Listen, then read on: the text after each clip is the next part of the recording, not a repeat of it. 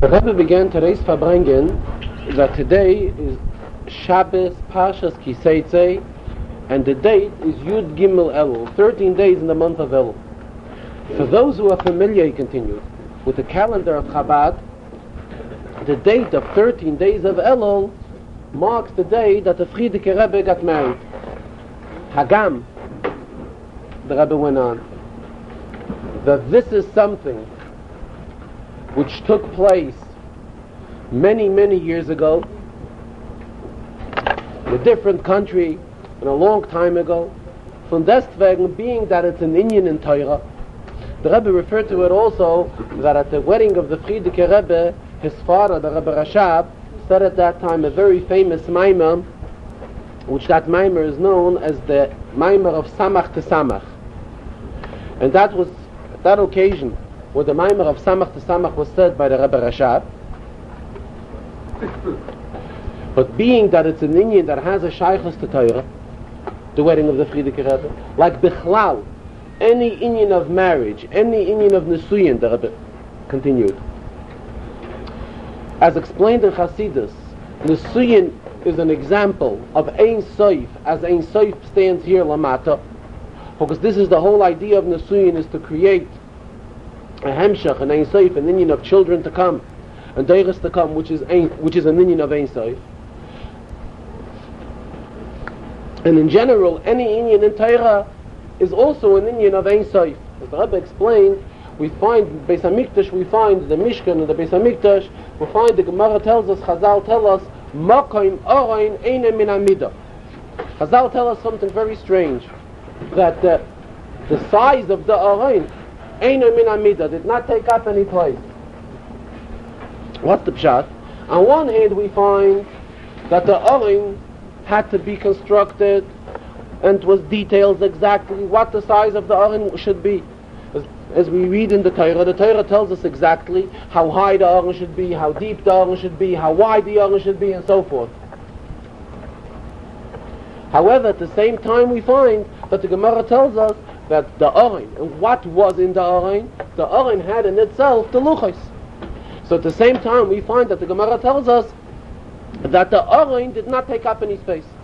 The Orain was something physical in this world, on one hand, and on the other hand, it had something remarkable within it, that it did not take up any physical space. This is B'negei the Orain. What was in the Orain, we find the luchos were in the Orain. The luchos, what's the Indian of the luchos? The Indian of the luchos is Torah. That's the Indian of the luchos. So again, we find the Gemara tells us in Bava Basra in detail what size the luchos were. And at the same token, we find that if we say Mokim Orain Eine Min Amida, that this Orain did not take up any space, naturally the same has to apply to the luchos which were in the Orain. So we see the Rebbe says that B'negei in Yonim in Torah, we find that Torah has within itself this nature that Torah is Ein Sof, Torah is endless. But Mele, if we're talking B'negei in Indian of the Frierdiker Rebbe, the marriage of the Frierdiker Rebbe, which took place on this day, on the day of 13th of Elul, being that it's an Indian that's also an Indian that has a shaykhus to Torah. So Mamela, it's not only a one-time happening which took place then and then when it took place in Russia, in the city of Lubavitch, when the Frierdiker Rebbe got married to his Rebbetzin, but it's something which has to awaken within us even today, that it's supposed to bring about an Indian of mindset, an Indian of action, bring about Ma'asim Tovim, actions, B'negei in Yonei Torah. And as the Rebbe expressed himself, that the Indian of our Ma'asim Hu Ha'ikar, that the main thing is Ma'asim, this is something which we find even B'negei LaHalacha. So even when it comes down to Halacha, Ma'asim is something which is of great stress, of great importance. Mamela, this Indian of today's date, being the date that the Frierdiker Rebbe got married, this has to be expressed in a way of Ma'asim, in a way of action from us today. What's the action that we have to do? B'negei, commemorating the date of the Frierdiker Rebbe's marriage, of the date of the Yud Gimel Elul. So the Rebbe went on to explain in many inyanim. First of all, the whole inyan of marriage is the inyan of Pruruhu, to bring about, to multiply Yidden. Memela, in spiritual sense, it is our obligation to utilize this day and take this day as a lesson to reach out and to multiply, to bring as many more Yidden and multiply as many more Yidden, that they should have a shaykhis to a Inyanim of Kedusha, to a Inyanim of Elokus, to a Inyanim of the Rebbe. Then the Rebbe went on that though it may seem that the Inyan of a date of marriage, of an anniversary, should have a shaykhis only to the Frierdiker Rebbe and his family, on one hand, but on the other hand, we find the Gemara tells us, whoever teaches somebody Torah, the one who he's teaching, his student, is considered as a child. The Rebbe said, especially in this country, we know it's very popular.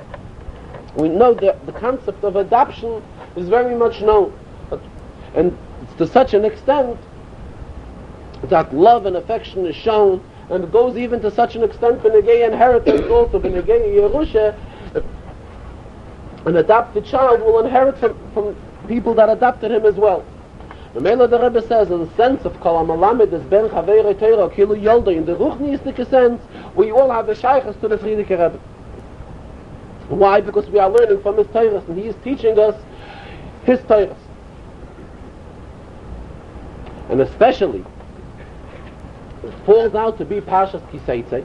What's the Inyan of Pashas Teitzei? So Teitzei begins, Teitzei la Melchama Alo Yivecha, this week's Sedre, Unesonei Hashem Elokecha Biyadecha Vishavisa Shivya. That's the beginning of this week's Sedre, that if we will go out into war on our enemies, then the Rebishter will give the enemy into our hands, Vishavisa Shivya, and we will capture a captive. So the Rebbe stressed again, everything is accurate in the Pasuk. Pasuk tells us, if you will go out into war with your enemy. Naturally, the pasuk here is talking about the war which the Yidden had in Eretz Yisrael when they had to conquer the land of Eretz Yisrael, but as well it also applies to the spiritual milchama, to the spiritual war which we constantly have with the Yetzer Hara. So, but again, this spiritual war which we have with the Yetzer Hara, the pasuk is telling us, if you will go out into the war with our enemy. Who is our enemy? The Yetzer Hara. So first of all, we are to know Aloivecha. We are to put ourselves on top of our enemy, to know that we are higher than Oivecha, than our enemy. If we go out into the war with such a hanacha, with such a... In other words, we have this feeling by ourselves that we are higher than the Yetzer Hara, then automatically the Rebishter will help. So the Rebishter will give us the enemy. We will be able to succeed with the Yetzer Hara, that the Rebishter will give us the enemy in our hands. And as the Rebbe went on to explain that normally in a war, even if there is one side that succeeds in the war, still both sides usually get hurt. That's how it's natural in a war. Both sides lose korbanos, and both sides are hurt because of the war. However, here the Rebishter is promising us, and the Rebishter will give, and the Rebishter gives with a good eye. The Rebishter will give us the enemy into our hands. In other words, without any losses or casualties. From our side, the Rebishter will see to it that then the pasuk goes on, Vishavisa Shivyoy. So again, based on every expression in the pasuk is extremely accurate. The pasuk expresses itself here, Vishavisa, and you will capture Shivyoy, his captive. What's the pshat? His captive. Vishavisa, and you will capture someone. Pasuk expresses itself, Vishavisa Shivyoy Shim Beis Yud Vav, his captive. What's the pshat? The Rebbe went on to explain. Again, we are talking about the spiritual war. We're talking about the Teitzei Milchama Aloivecha, the Milchama which we're having with the Yetzer Hara. In this Milchama, there is Shivyoy. There is the captive which has a shaykhus to each and every Yid. In other words, each and every Yid has the Nesutzos, finds in the war in Yanim that have a special shaykhus to him. And these in Yanim that have a special shaykhus to this Yid, this is what we will find in the spiritual war. We will be able to elevate this Vishavisa Shivya. So if all this is taking place in this Sedra, Pashas Teitzei, and at the same time it's also the date of the Frierdiker Rebbe's marriage, so remember, this is a Teisefes, this is on a Teisefes Koyach, this gives an additional amount of Koyach and Chizuk in succeeding this war of Teitzei la Melchama Aloivecha. And especially the Rebbe goes on being that it's all taking place in Shnas Hakel, and as the Rebbe keeps on stressing this whole year, that this year is a year of Hakel, not only was it Sukkot, when Hakel took place in the Beis HaMikdash, but it's been a Geya the entire year. The entire year is looked upon different. It's a year of Hakel. The Rebbe said, in the Beis HaMikdash, there were various restrictions, various halachic restrictions, how the Hakel had to be performed. However, now, Rebbe used the expression, Kalkalaseinu zui takanoseinu. On one end, we are losing. It's an union of a kalkala. We would rather want to be with the Beis HaMikdash and have the Beis HaMikdash and abide to all the dinei Hakel as it should be in the Beis HaMikdash. But being that unfortunately we don't have it, Kalkalaseinu. At the same time, Abba, zui takanoseinu. Under these circumstances, we are still gaining also. We are gaining that benegei and yanei Hakel. So in the times of the Beis HaMikdash, there were details and halachic restrictions who had to lead the Hakel, the entire ceremony, and it had to all take place in the Beis HaMikdash. However, now each and every Yid can take part in it, and it can be practiced all over. We're not restricted only to do it in the Makom HaMikdash.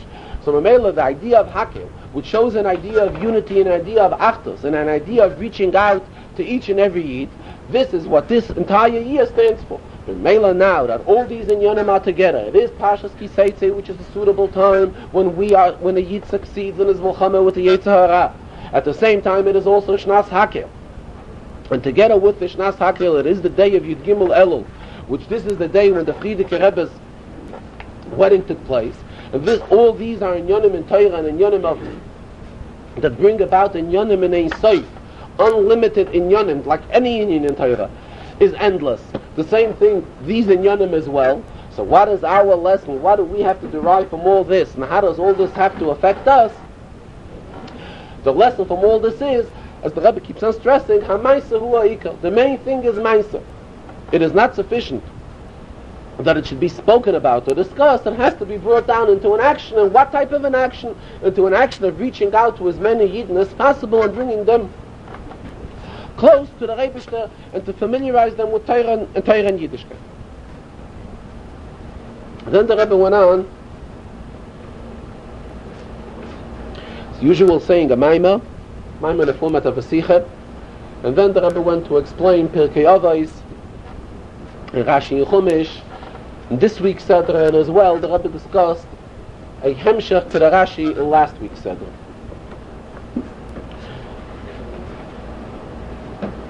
Benegei Pirkei Avos, the Rebbe said, now we are left with 3 Shabbos until Rosh Hashanah. Memela, Pirkei Avos has 6 prokim. So what we do is, we don't just say a Perek each Shabbos and then stop in the middle.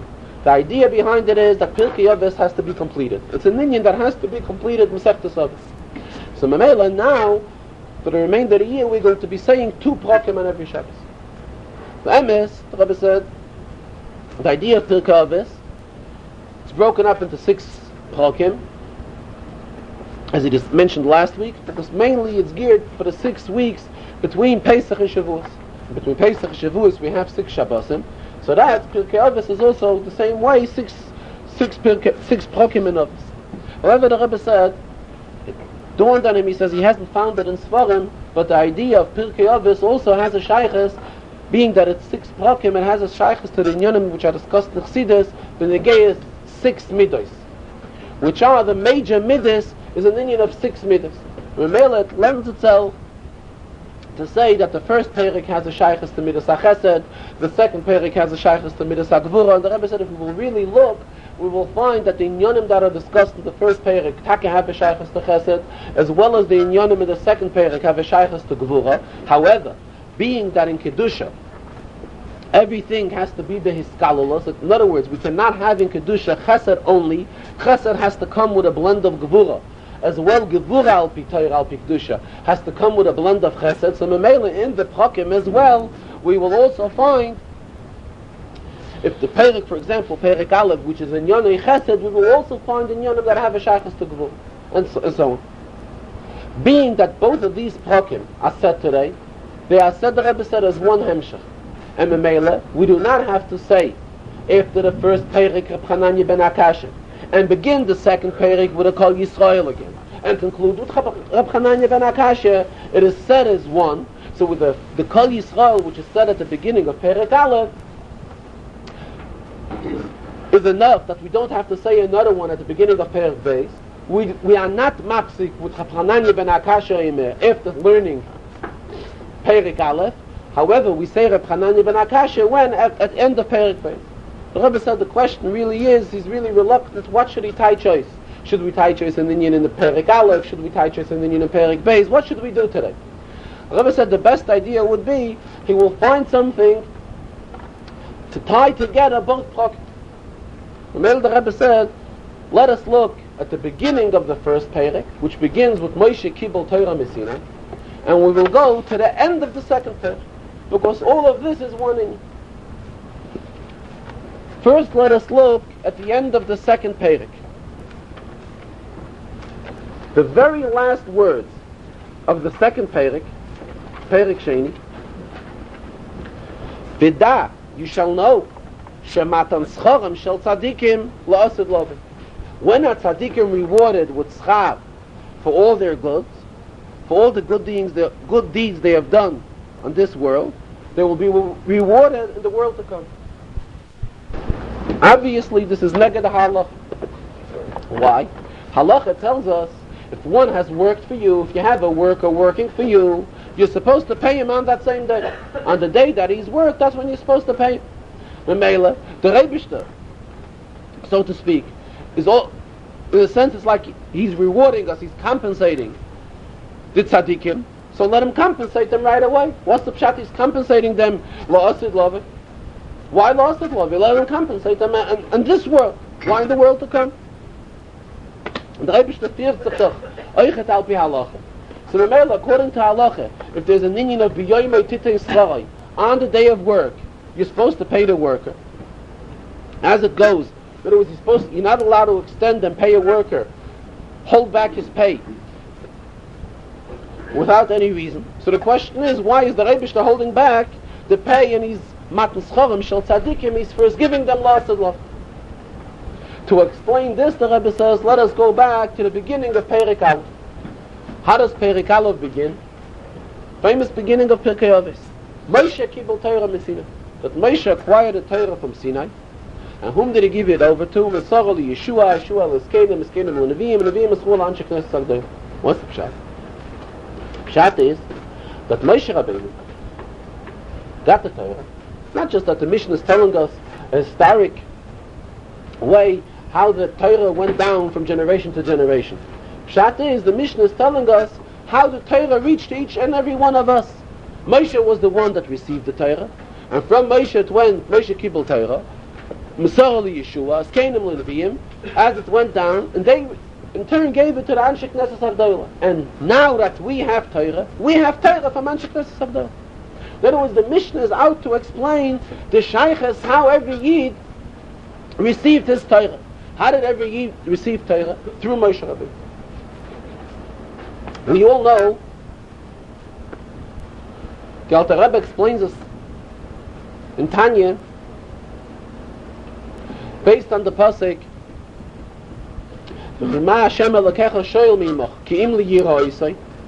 pasuk says, what is the Rebishter asking from you? All the Rebishter is asking is to fear him. The Rebishter isn't asking anymore. So the Gemara asks, Otu yira milse zutrasehi. You say to fear the Rebishter. All he's asking is to fear him.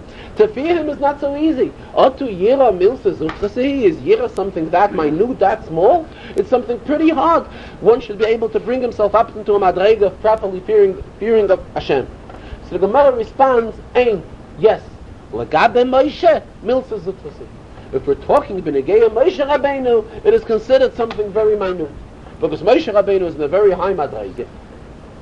Memela from Moshe Rabbeinu's madrega, it's not so hard to achieve the madrega of Yiras Hashem. So the Alter Rebbe asks in Tanya, we are talking about Moshe Rabbeinu. Moshe Rabbeinu Take was in a madrega in such a level that Yiras considered a miltzis zutrase something very minor to him. However, the Rebishter is addressing each and every Yid. Ma Hashem Elokecha She'el Mi'imach, it's put into Torah, and it's something which is addressed to each and every Yid. How can each and every Yid say that the idea of fearing the Rebishter is something very minor to him? So the Alter Rebbe goes on to explain in Tanya that every Yid has within himself a madrega of Moshe Rabbeinu, a small part of Moshe Rabbeinu.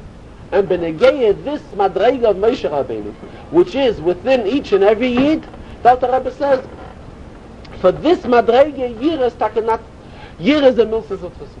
Yira is considered something very easy to achieve. So we see from this interpretation from the Alter Rebbe and Tanya that in Yonim that existed in Moshe Rabbeinu, the Alter Rebbe says, are not only hidden within each and every Yid.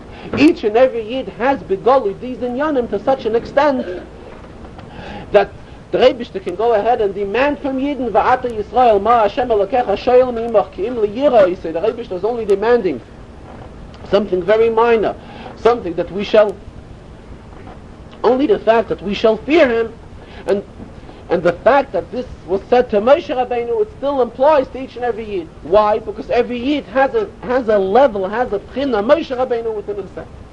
The Rebbe goes on, if we are talking here Benegeh, the Seder of Torah, the same applies.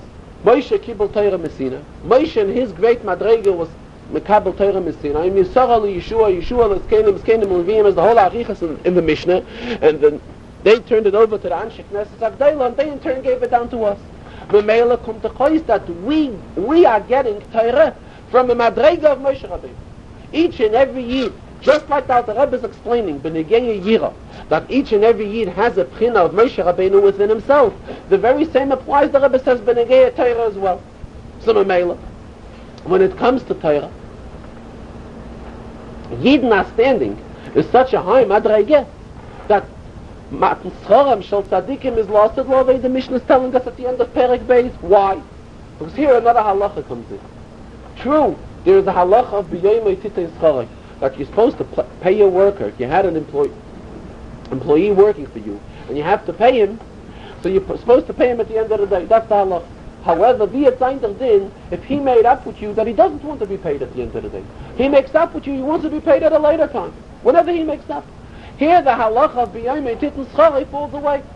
So Memela, Dasha Matan Schoram Shel Tzadikim La'asad Lavai. Why? Because this is how the Tzadikim want it. Why do Tzadikim want their Matan Schar La'asad Lavai and not earlier? Why Take? Because being that each and every Yid has a shaykhus to Moshe Rabbeinu, and every Yid has a pchina of Moshe Rabbeinu within himself, this lifts up Yidden to such a madrege that they shouldn't even want schar b'olam hazeh, they should want Matan Schoram Shel Tzadikim should be word b'olam haba. However, the Rebbe continues, what do we do with those that don't want to wait b'olam haba? The Rebbe related in an episode, he said somebody once came to the Frierdiker Rebbe, and he came to consult the Frierdiker Rebbe to plan his will and how he should distribute various amounts of stock after 120. So the Frierdiker Rebbe told him, why do you have to do it? After 120, you have the funds now, you could do such great accomplishments now and give the money for stock now. Go ahead and do it now. And the Rebbe expressed himself to him, you can have your world to come while you are living. And here the Rebbe went on to explain that there's a madrega, there's an inyan also of for those that want to satisfy themselves and not living up to this level of Matan Schoram Shel Tzadikim La'asad Lavai. Here comes in the madrega of Elam Chatira B'chayecha. What's the pshat Elam Chatira B'chayecha? Meaning that one can live up to such a standard that he will reach these madregas of the world to come. He will be able to reach these madregas B'chayecha while living on this world in Dolam Agashmi. And then the Rebbe went on to explain, as mentioned, a Rashi in this week's Seder, as well as a Rashi in continuation to the Rashi in last week's Seder. Last week the Rebbe discussed the inyan of Egla Arufa. What's the pshat Egla Arufa? Egla Arufa, as we went through it last week, means that if a person was found, a body was found in an open field between two cities, and the question arises, what has to be done? So there's a whole arichas in the Torah Torah tells us in last week's Sedra how Ziknei Ha'eda, it is the obligation of the elders of the community that they have to go out and take an eglah, take a calf, and a special procedure what was done with this eglah. The Rebbe said, Me'inyan le'inyan. So while talking about these inyanim, he will also mention another inyan. The Rebbe says, what we see from this parsha, from the parsha of Eglah Arufa is, we see from it that it's the obligation of the elders of the community to see to it that safety should prevail in the community. The Mele the Rebbe said, it's also the obligation of the elders of our community to see to it that there shouldn't be that much theft, that much genevis, as it's widespread in the neighborhood of Crown Heights. And the Rebbe referred to a Maaseh, the Gemara tells us a Maaseh, that in Rav's neighborhood, Shvusa the Rav, the Gemara says, there were Ganovim. And the pretty active group of Ganovim that used to steal in Rav's neighborhood. Why were they in Rav's neighborhood, the Gemara says? Because they felt that the schus of Rav, they believed in Rav, that Rav was a great person, great personality, great tzaddik. The Mele, they relied on Rav's schus, they will succeed in their jobs. And the Mele, the Gemara tells us that when Rav passed away, they moved out of the area. They said, if that's the case, they have nothing to do there anymore because they wouldn't be able to succeed. So the Rebbe said, it is our obligation to see to it that the obligation, in other words, of the Ziknei Ha'eda, just like we find by Eglah Arufa. We find that the Ziknei Ha'eda had to go out and be makriv the Eglah. The same thing, it's the obligation of the Ziknei Ha'eda, the elders of the community, in other words, the people that are active in the community here in terms of the Crown Heights community, to see to it, to do something to the high volume of the nevis which have spread in the community. The Rebbe went out, the Rebbe said, it doesn't mean that the people who are in the classification of Ziknei Ha'eda, those that are the elders of the community, that they should go out and take a gun and go after these Ganovim, because he says they wouldn't know what to do with the gun. The Mele says the results would be that it wouldn't scare away the Ganovim. On the contrary, it may lead to certain unwanted things. However, what they do have to do is see to it to get people who are trained with the gun and do know how to scare the Ganovim, and to see to it that the high volume of the nevis that has been going on in the neighborhood should decrease. Now let us go into the parsha. We will go into last week's Sedra first. How long have you been running? About 25 minutes. It's at the end of last week's Sedra. Pasuk Daled in Kapitel Chof Aleph. Last week we learned the Rashi of the Orfu. They had to take this calf and the Orfu to kill the calf. How was the procedure of killing the calf? So Rashi explains, Teitzei Orfa Bekupit. The head of the calf would be chopped. The kupitz means in Yiddish with a hack. And Rashi goes down right and explains, Omar HaKadosh Baruch Hu. So the Rebbe said, Tavai Egla Bashnasa, let come the calf which is only a year old, Shaloyas is a peiros which was not fruitful, the Titchei, and let it get killed, the Mokim Sheinet Eisa peiros. And also an area which is not fruitful was chosen for this procedure. In other words, a piece of land which does not grow and does not produce any fruit. Lachaper, to forgive al harigosei shel zeh shelo yinichu latis peiros, to forgive on the killing of this person who was also not let to give any fruit. Why? Because he was killed, so he's not being productive anymore. As we went through the Rashi at length last week, with the questions which the Rebbe was asked and the explanation of the Rebbe. Today the Rebbe said that the hemshich to this inyan, another question arises. Actually, Rashi is saying two separate inyanim.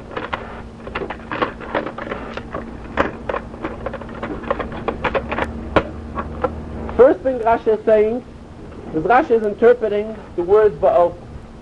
How was the killing of the calf done? So Rashi is saying Pshat, Koitzeik's Orfa B'Kuf. That's one. second inyan, Rashi goes into a whole reasoning. Amar HaKadosh Baruch Hu, as we explained last week, why the introduction of Amar HaKadosh Baruch Hu is necessary. The whole reasoning for this mitzvah, that there's a reason why the Rebbe chose that it should be performed in such a way, in all these details, what it stands for. Rebbe says, actually, it should have been two separate inyanim in Rashi. If it's two separate inyanim, it should be two separate pieces in Rashi. First piece in Rashi should be the Ofu, and Rashi should say Pshat, what's the Teitzei of Ofu?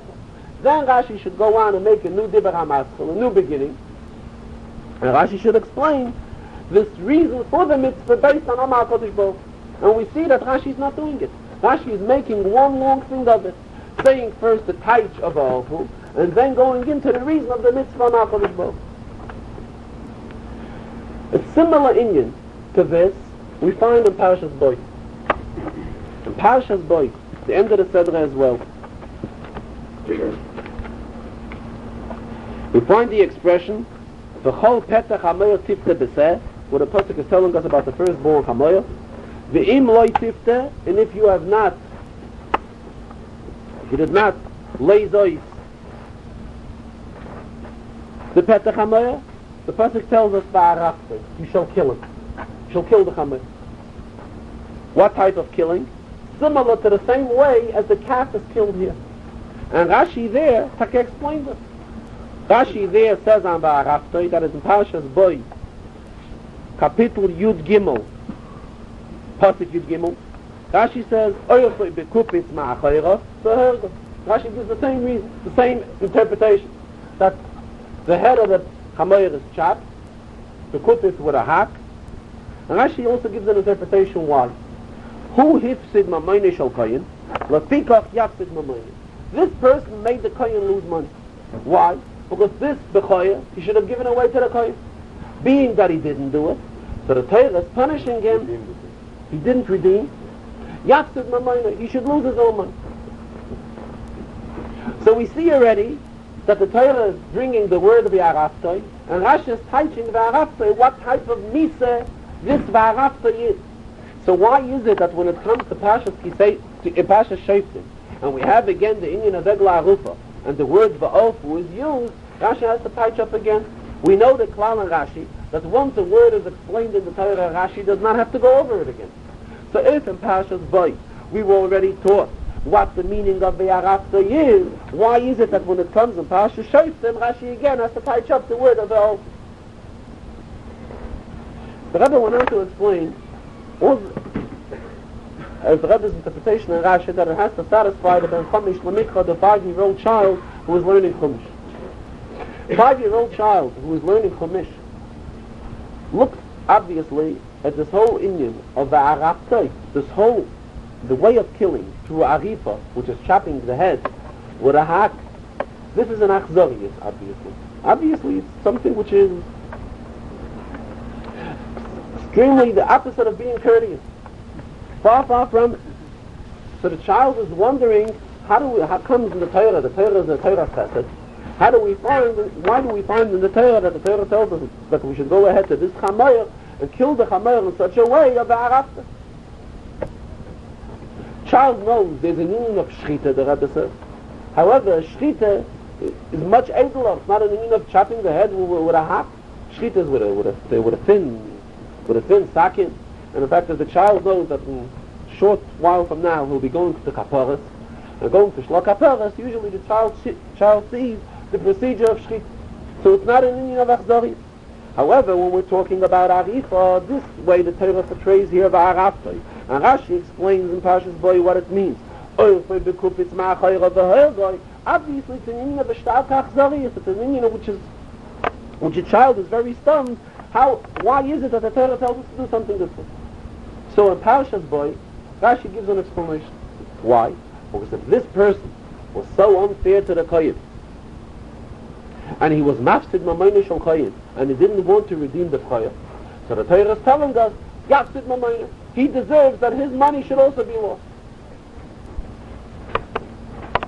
So we know that who is getting the punishment? The right person is getting it. The person who, instead of redeeming his chamoyer, held himself back from redeeming the chamoyer, So the Torah tells us, the whole Petach Hamer, this person doesn't hagin the koyin. Then he shall lose himself to me. However, when it comes here to Pasha said Rufa, it's a completely different thing. Here by Egla Rufa, what's the pshat? A body was found, and we don't know Mihiko. Loi Noida Mihiko. Loi Noida Mihiko, so the Torah tells us, Yotu Zikenecha V'Sheftecha, Umodu B'Yola'ora Meshasvi V'Sachol. That it's the duty of the elders and the judges of the city to go out, and they should measure to see which city is closer to the body which was. If we are in a position of Aloi Dacha, then it will be Mikuyim, the latter part of the pasuk of V'Nasonei Hashem Elokecha B'Yadecha. Then we know that this spiritual war we will succeed.